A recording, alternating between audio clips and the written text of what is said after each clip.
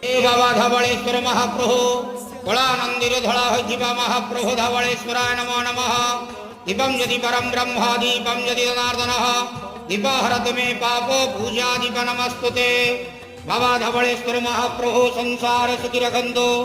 आज महाशिवरात्रि जागर उपवास शुभ बुधवार रे समस्त श्रद्धालु भक्त मानक श्रीपद करंतु मनस्कामना पूर्ण करंतु कर्म क्षेत्र उन्नति करंतु ग्रहरिष्ट मान खंडन करंतु जगतर मंगल करंतु विश्वर कल्याण करंतु समस्त द्वादशा भक्त मानकर मनस्कामना पूर्ण करंतु सेवक डाक श्रवण करंतु आपणकर नाम विख्यात करंतु समस्त जागर उपवास व्रतधारी मानकर मनस्कामना पूर्ण करंतु।